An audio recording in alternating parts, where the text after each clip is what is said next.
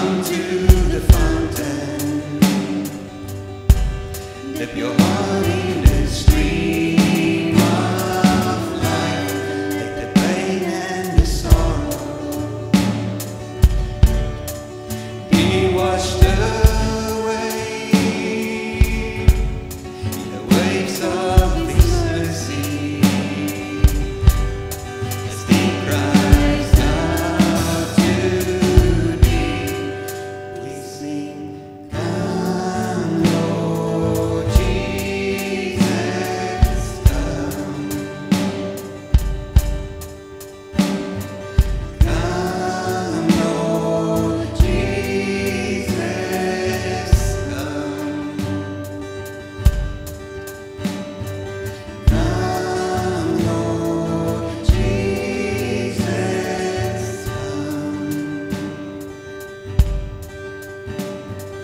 come. Come Lord Jesus, come.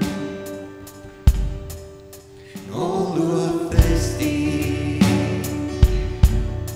and all who are weak, come to the fountain, dip your heart in the stream of life. Let the pain and the sorrow be washed away. The waves of ecstasy, as he cries out to thee, we sing, come Lord Jesus, come. Come Lord Jesus, come.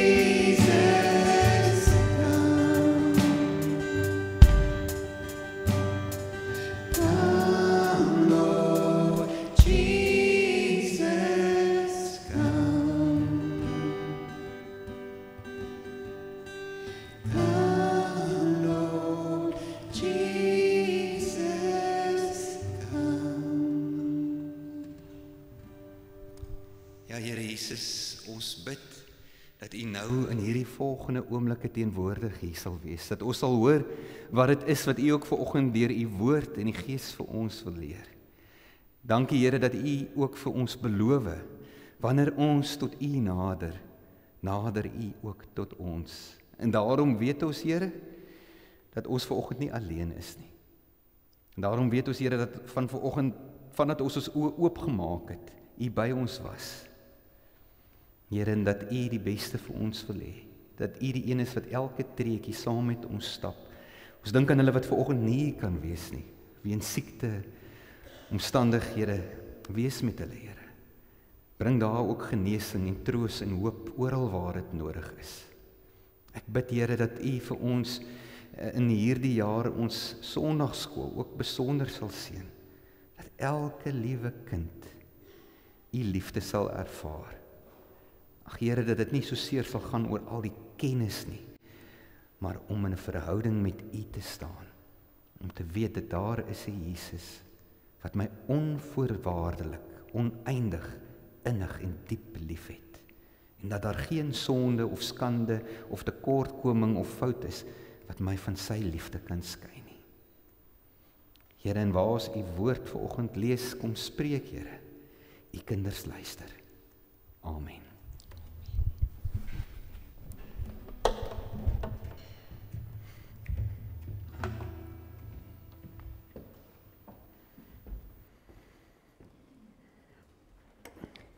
Wie van julle het 'n nuwejaarsvoorneme gemaak? En ek hoor die mense wat nuwejaarsvoorneme, daar is 'n handjie, weet nog, ja, hier's 'n paar mense. Dis die vreemdste ding. 31 Desember en dan sit 1 Januarie, maar dit voel amper, jy weet, mens voel hierdie stuk opgewondenheid, die potensiaal, hier's dinge wat nou kan gebeur, dis 'n nuwe jaar, wat lê voor, en dan maak 'n mens baie keer hierdie voornemens. Hierdie jaar gaan ek probeer om meer gesond te eet. Ek gaan probeer om in 'n ander broek van my te pas, wat ek nie vanoggend kon aankry nie. Hierdie jaar gaan ek probeer om meer kerk toe te gaan, ek gaan probeer om meer vrygewig te leef. ek gaan hierdie jaar probeer om my meer beter te betuil. Ons moet al hierdie voornemens wat ons maak, ag weet julle, dan is dit gewoonlik 'n week of 2 wat ou hier hou by en dan is dit maar weer back to usual. Dan is ons weer op die wipbaantjie en dan vergeet ons 'n bietjie van al die mooi voornemens, maar tog gebeur dit ook dat so hier en daar 'n ou tog by 'n voorneme bly. Dis wat my altyd opgewonde maak oor 'n nuwe jaar. Maar het julle nou al gedink, as God namens ons 'n nuwejaarsvoorneme vir ons kon maak, wat sou dit wees? Wat sou God wou hê moet jou voorneme vir 2025 wees? Dalk is dit nou dinge soos dat jy bietjie meer toegewyd sal leef, dat jy dalk meer tyd sal spandeer om te bid en Bybel te lees, dalk kerk toe te gaan, meer liefde vir jou medemens te bewys. Ek dink daar's twee hoofopskriffies wat ek God se nuwejaarsvoorneme vir elkeen van ons wil plaas.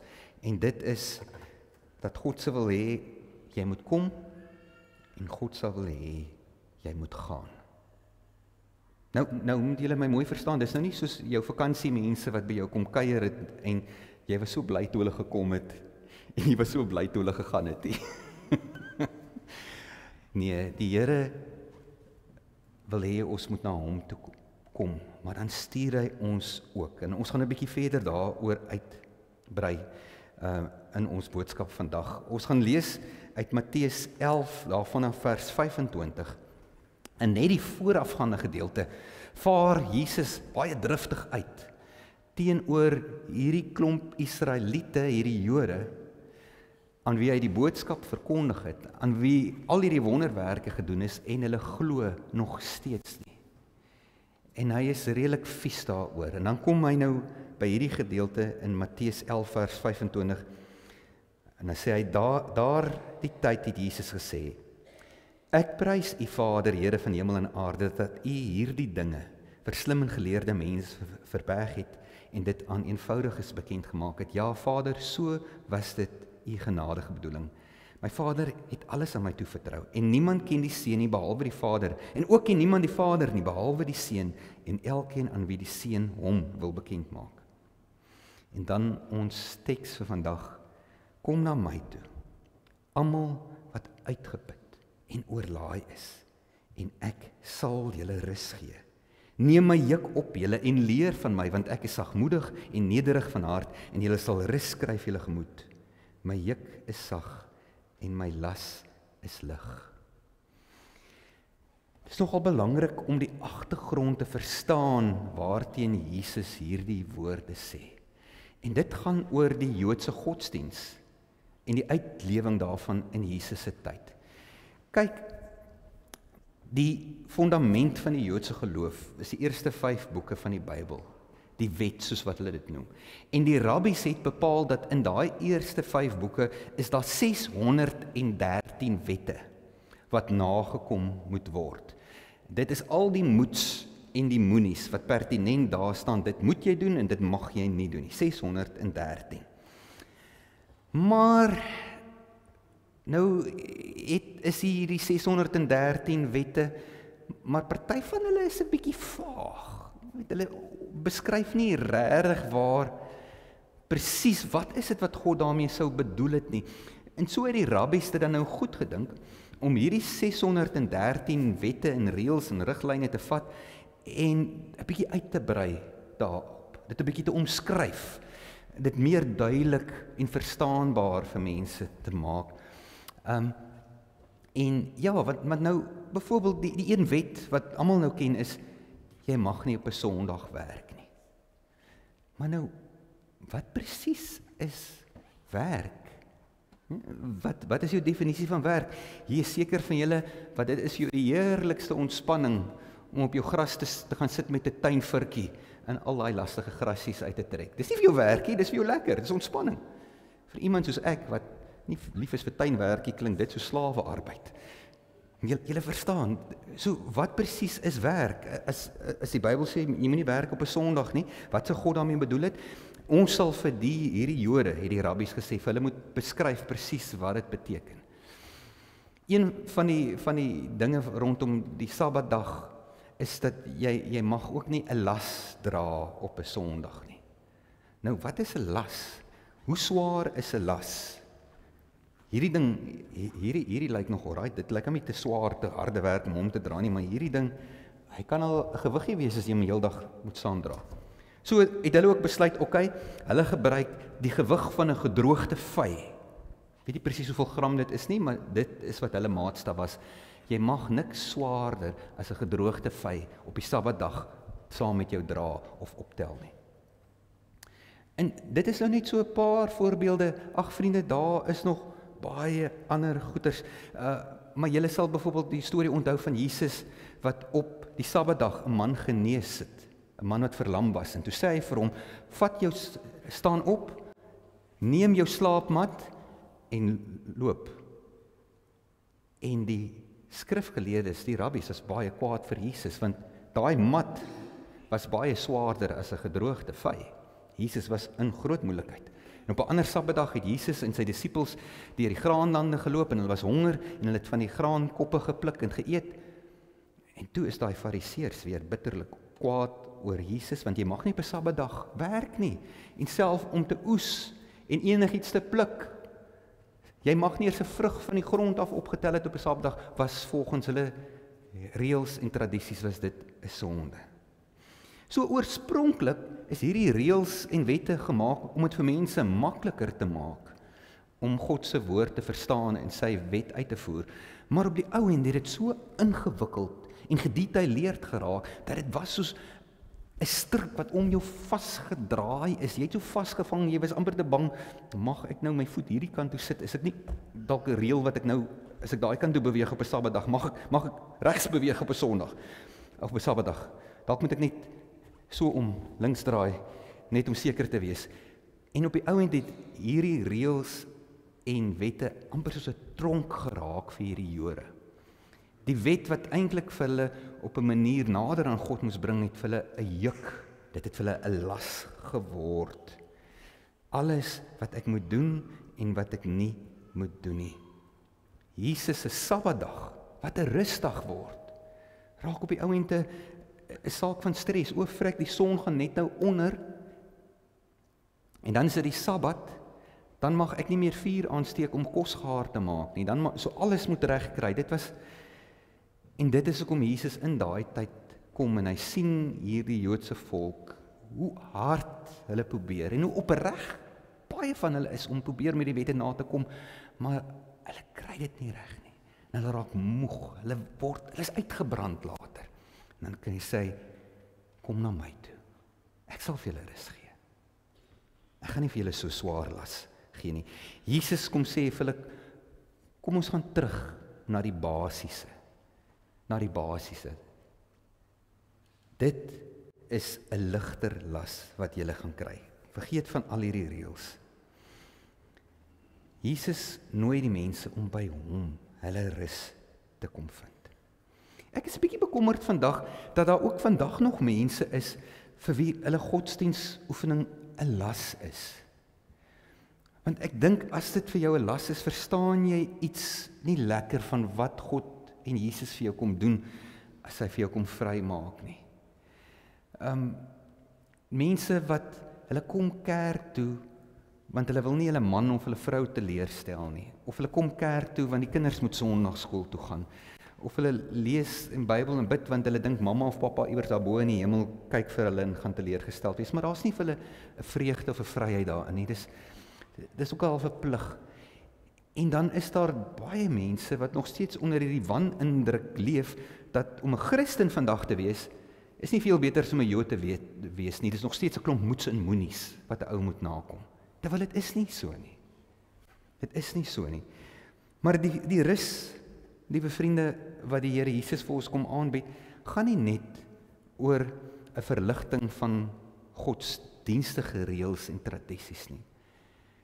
Dis 'n rus wat die Here vir ons wil kom aanbied, ook oor ons hele lewe eintlik. Want vriende, ons leef in 'n tyd, ons leef in 'n wêreld waar dit soms rof gaan. Daar is soveel eise en verwagtinge van mense. self van kinders. In my tyd, toe ek jonk was op skool, ons het nie gehoord wat die woord depressie beteken nie. Ons het nie geweet dat angstigheid is iets waarna ou kan lei nie. Vandag onder ons jonger kinders is dit algemeen en dit gaan oor druk, oor spanning, oor eise wat die samelewing aan ons almal stel. Nou, 'n ou voel oorweldig. Jy voel uitgebrand, moeg. Almal soek hulle pond vleis. Dis jou man, dis jou vrou, dis die kinders, dis die werk, dis die skool, dis die kerk. En dan kom Jesus se uitnodiging vanoggend na jou toe. Kom na my toe. Ek gee rus. Kom rus by my. Kom rus in my. Die belangrikste woordjie in daai sin is die woordjie kom. Kom. Dit beteken jy moet iets doen. Jy moet beweeg. Julle hoor, daar staan nie bly net daar waar jy is en jy sal hierdie rus kry nie. Daar sê kom na my toe. Die Here nooi jou vanoggend om na hom toe te kom. En hoe doen jy dit?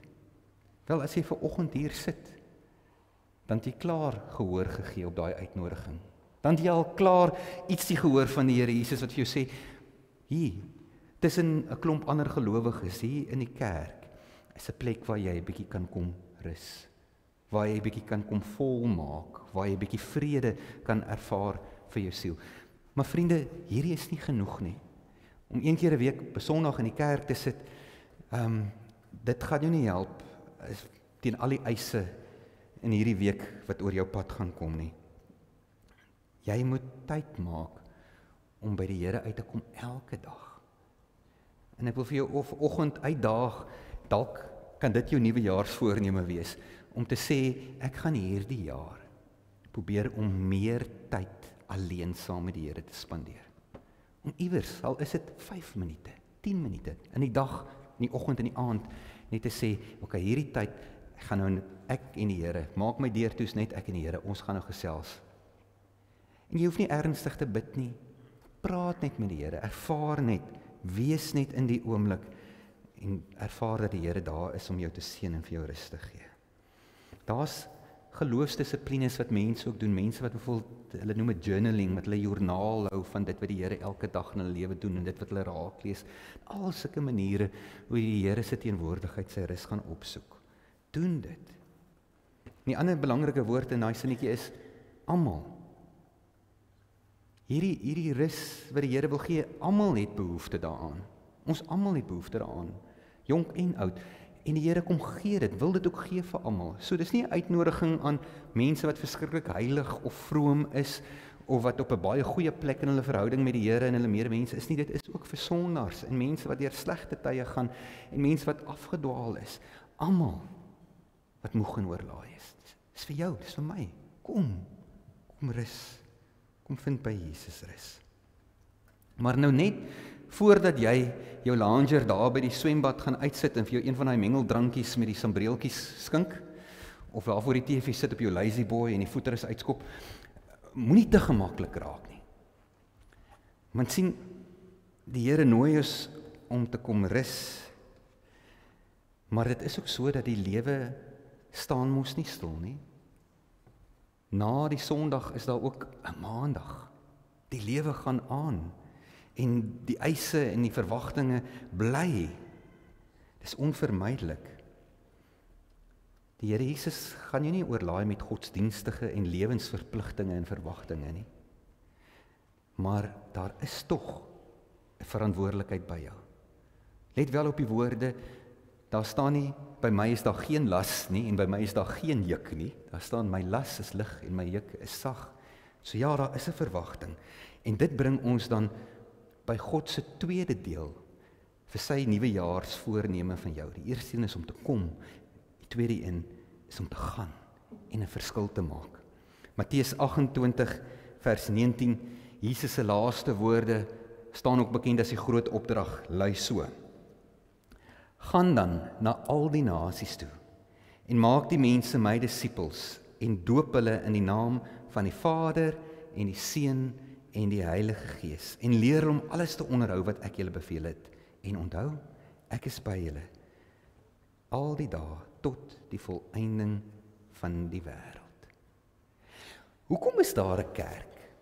Wat is die doel van die kerk? Moedergemeente, al die ander gemeentes, al die kerke in die wêreld. Hoekom is daar 'n kerk? Is dit nou maar net 'n plek waar ons Sondag by mekaar kom, waar die dominee of die pastoor 'n paar mooi woorde preek en dan gaan ons nou weer aan? As dit die doel van die kerk is, dan is dit mos eintlik 'n klap. Dan is die kerk 'n klap waar mense lidmate is en jy weet jy kom by mekaar vir die lekkerte en die voordele wat jy daar by hierdie klap kan geniet. Maar die kerk is nie 'n klap nie. Die kerk en ons het 'n roeping en dit is om 'n verskil te gemaak in die wêreld. Om God se versoeningswerk deur Jesus Christus aan die kruis bekend te gaan maak, dat mense kan weet, daar is nou vrede tussen God en die mens in Jesus. Dis ons werk as individue en as kerk om te gaan verkondig die koninkryk van God het aangebreek. In kort, ons, ek en jy en die kerk is verantwoordelik om hoop in hierdie wêreld in te dra. Hoop vir vrede, hoop vir vergifnis, hoop vir genade, hoop vir 'n nuwe lewe, vir troos en herstel. Paulus beskryf dit baie mooi in 2 Korintiërs 5 vers 17. Hoor gou hierso. Daniel, kan ons hom op die bord kry? Die volgende enetjie, 2 Korintiërs. Daarom as iemand in Christus is hy 'n nuwe skepping. Die ou dinge het verbygegaan. Kyk, hulle het nuut geword. En dit alles kom van God af, wat ons deur Christus met homself versoen het, en aan ons die bediening van die versoening gegee het. Dit bestaan daarin, dat God in Christus die wêreld met homself versoen het, deur hulle nie hulle oortredings toe te reken nie. En hy het aan ons die boodskap van versoening toevertrou. Hy het aan ons die boodskap van die versoening toevertrou. Wie is daai ons? Dis ek en jy, dis die kerk. Dis ons verantwoordelikheid. Versoening tussen God en die mens, dit te gaan verkondig. God vertrou ons. Dis ons werk. Ek het vanoggend vir die kleintjies gesê, en dis met 'n rede, kom ek dit vir die kinders ook gesê, dis ons almal se werk. En ons word toegerus om dit te doen deur God se Gees en sy woord, om te gaan verkondig. Ons moet gaan. Ons moet gaan. God wil hê ons moet in beweging kom, en dat daar waar mense sy liefde en sy genade nodig het, dat ons dit daar sal gaan verkondig. En soms raak hierdie verantwoordelikheid ook vir ons oorweldigend. Om met ander mense te gaan praat, om die evangelie te gaan verkondig. Party van ons is skaam, party van ons is teruggetrokke, ons is introverte. Ons kan ander goeders, kan met ons hande werk, maar jy moet nie vir ons sulke goeders vra nie. Dan wil ek hê, dan moet jy ook hoor, te midde van jou ongemak en jou onsekerheid, gaan ek hierdie werk kan doen. Sê die Here weer, kom na my toe.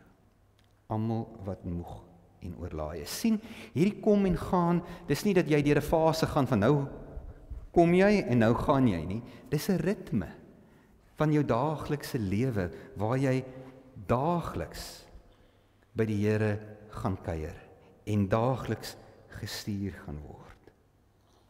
As jy vir jou 'n motor sou koop, gaan jy daai motor ry en maar net glo en vertrou, hierdie motor sal hou en hy sal aangaan. En jy ry en jy ry en jy ry en jy ry en jy ry, maar net ja, af en toe gooi jy petrol in. Nie iewers, liewe vriende, gaan daai motor vir jou probleme gee. Die olie gaan oud word. Die remskywe gaan deurgewerk wees. Jy gaan jou motor moet laat diens. En dis nie iets wat jy een keer in 'n leeftyd van 'n kar doen nie. As jy verantwoordelik is, dan doen jy dit gereeld. En so ook met 'n ou se geestelike lewe. Jy het nodig om by die Here te gaan kuier, om by hom uit te kom gereeld, om jou tank vol te maak, om jou seker te maak jou wiele is nog belyn en gespoor en jy het genoeg briek vloeistof in jou remme. Ek weet nie hoe werk hierdie goed as ek praat van goed waarvan ek nou niks weet nie. Maar julle verstaan die beeld wat ek wil sê. Jy moet ook jou geestelike mens wees na die Here toe vat, dat hy jou kan volmaak en vul en kan herstel en jou rus en vrede kan gee, sodat as jy dan daar uitgaan, jy dit met 'n stuk genoegdoening en gerusstelling kan doen. My kar is gediens, hy gaan nou vir die volgende 10-15.000 kilometer, of ek het te worry nie, hy is alright. So, dis 'n ritme wat 'n ou inkom. Ek wil afsluit vir julle hierdie Matteus 11 uit die Engelse vertaling The Message te lees. Dit sê dit verskriklik mooi. Hoor gou. Are you tired, worn out, burned out on religion? Come to me. Get away with me and you'll recover your life. I'll show you how to take a real rest. Walk with me and work with me. Watch how I do it. Learn the unforced rhythms of grace. I won't lay anything heavy or ill-fitting on you. Keep company with me and you'll learn to live freely and lightly. Net so laaste opmerking. Mens gaan diens nie jou kar as hy klaar begin probleme gee het nie. Mens werk voorkomend. Jy diens jou kar sodat hy nie probleme kan gee nie. So, liewe manne, vroue, kinders, moenie wag tot jy moeg en uitgeput en oorlaai is en dan eers na die Here toe strompel en sê, Here, ek kan nie verder nie. Maak nou al deel van elke dag tyd om voordat jy uitgaan seker te maak, alles is reg. Jy het jou rus en jou vrede en vanuit daai rus en vrede gaan in die wêreld in en gaan maak 'n verskil. So, in kort, God se nuwejaarsvoorneme vir jou en vir my. Dat jy na hom sal gaan. Jy sal verdiep en groei in jou verhouding met hom en in jou verhouding met jou medemens. Dat jy sy liefde, vreugde en vrede, sy rus in oorvloed sal ervaar, sodat jy kan uitgaan om 'n verskil te maak. Mag dit ook jou voorneme wees. Amen. Kom ons bid. Here Jesus, baie dankie vir 'n nuwe jaar. Vir 'n klomp dinge wat voor lê. Here, en van hierdie goeters is groot goed. Hier sit vanmôre mense wat dalk angstig en bekommerd is oor dinge wat voor lê, wat gereël moet word, wat in plek moet kom. Mense wat groot skuwe moet maak in hulle lewens. Here, hier sit ander wat nog besig is om te styer na al die aanslae van 2024 en al die teenspoed wat hulle beleef het. Here, ek wil vanoggend kom bid dat u genade ook in hierdie opsig vir ons genoeg sal wees. Dat ons in hierdie 2025 ons rus en ons vrede by u sal kom soek. Here, kom maak gesond, kom herstel, kom diens hierdie lewe van ons. Sodat ons met vrymoedigheid u liefde kan gaan deel. Ja, Here, hier is mense wat vanoggend hier sit en wat moeg en oorlaai en oorweldig voel. Kom gee u vrede, kom gee u rustigheid. Psalm 23, u laat ons aansit by waters waar daar rus is. En dit is waarna ons verlang. Gee dat ons in hierdie jaar goeie bestuurders van ons tyd sal wees. Dat ons nie tyd sal mors met onbelangrike dinge en dinge wat ons vreugde en ons energie steel nie. Gee vir ons wysheid, Here, om raak te sien dit wat belangrik is. Dit wat ewigheidswaarde het en dat ons daarop sal fokus. Dat ons tyd saam met u sal spandeer. Tyd saam met ons gesinne en ons families. Tyd saam met vriende. En dat ons 'n verskil sal maak ook in hulle wat u so nodig het. Ek bid dit in Jesus se naam alleen. Amen.